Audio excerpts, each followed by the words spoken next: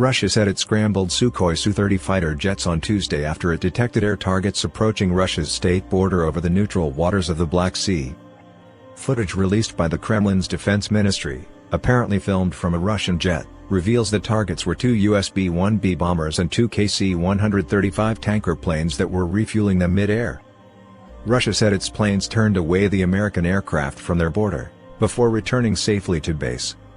It is unclear where exactly in the Black Sea the encounter took place.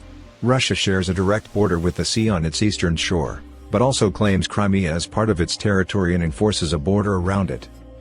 Western nations, including the US, maintain that Crimea is occupied Ukrainian territory, an assertion that continues to be a point of geopolitical tension.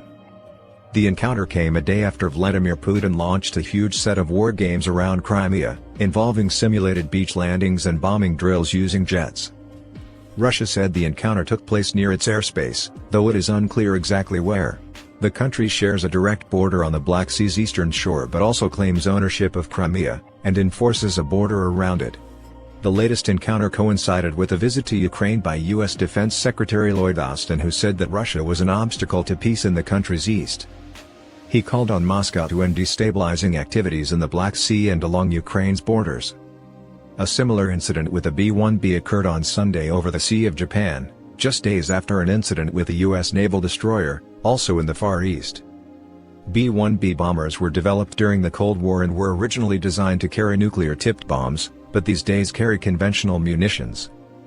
They are used in exercises with NATO allies across Europe encompassing the Arctic, the Baltics and the Black Sea, Air Force magazine reported earlier this month.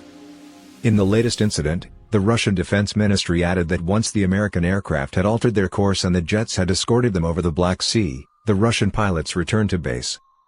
A similar incident occurred on Sunday over the Sea of Japan, just days after a Russian confrontation with a U.S. naval destroyer, also on Russia's Pacific coast.